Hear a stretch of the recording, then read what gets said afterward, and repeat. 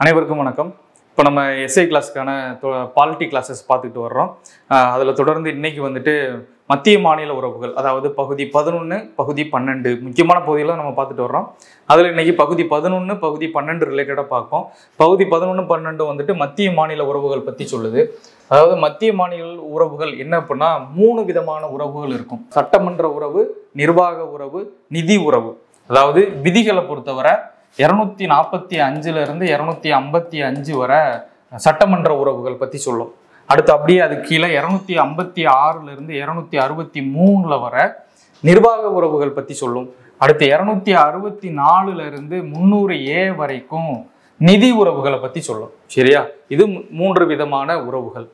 Right. அடுத்து பாருங்க பட்டியல்கள். இது என்ன அப்படின்னா அந்த நிர்வாகத்தை மத்திய மாநில அரசுகளுக்கு இடையே பிரித்து கொடுத்துருக்கும்.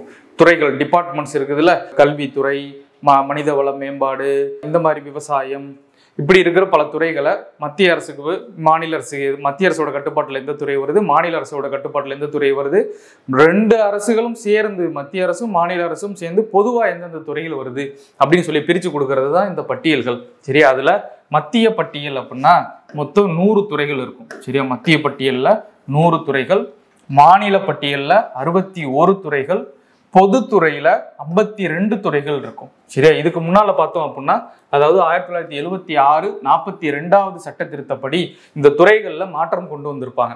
அதாவது மாநில பட்டியல்ல முன்னால 1976க்கு முன்னால 66 துறைகள் இருக்கும். சரியா? பொதுப்பட்டியலில் 47 துறைகள் இருக்கும். இந்த 1976 42வது சட்ட திருத்தப்படி இதுல இருந்து ஒரு 5 துறைகளை எடுத்து பொதுப்பட்டியலுக்கு கொண்டு வந்திருப்பாங்க. அதனால அது 61,000, இது 52,000. சரியா? அந்த 5 துறைகள் தான் கல்வித்துறை, கல்வி, காடுகள், எடைகள் மற்றும் அளவைகள், விலங்குகள், இது ரிலேட்டடா உள்ளது. சரி, அது மாதிரி நீதித்துறை நிர்வாகமும் அதில் வந்துடும்.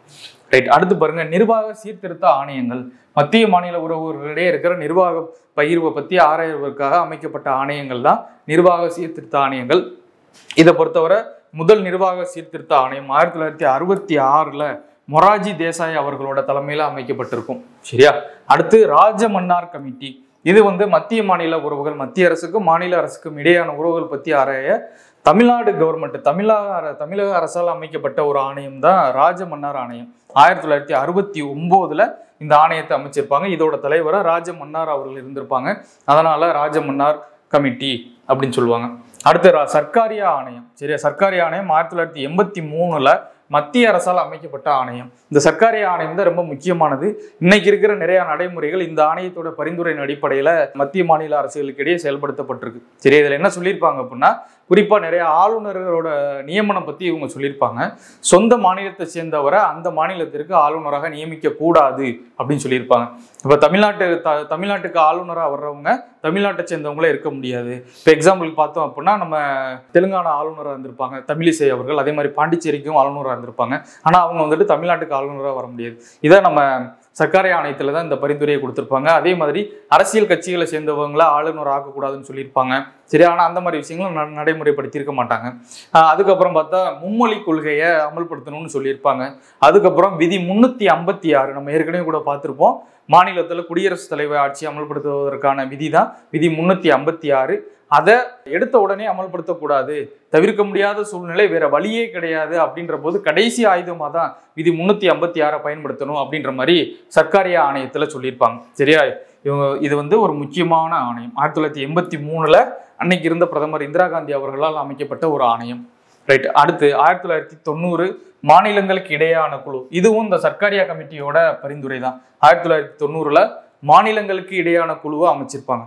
சர்க்காரியா குழுவின் கமிட்டியின் பரிந்துரைப்படி இந்த குழுவை அமைச்சிருப்பாங்க. இன்டர் ஸ்டேட் கவுன்சில் அப்படின்னு சொல்லிட்டு அமைச்சிருப்பாங்க. அடுத்து பாருங்க வெங்கடாச்சலையா ஆணையம். இது 2000 அமைக்கப்பட்டது. வாஜ்பாய் அவர்கள் பிரதமராக இருந்திருப்பாங்க.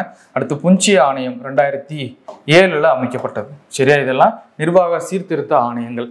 அடுத்து பாருங்க நிதி ஆணையம். சரியா? நிதி ஆணையத்துக்கான விதி அரசியலமைப்பு விதி 209 ஆர்டிக்கல் 280. சரியா? இதெல்லாம் நிதி உறவுகள்ல வந்துடும். 264 இருந்து 300A வரைக்கும் மத்திய மாநில அரசுகளுக்கு இடையான நிதி உறவுகள். இப்ப ஜிஎஸ்டி பார்த்தோம்னா அதெல்லாம் இந்த நிதி உறவுகள்ல தான் வரும். சரியா?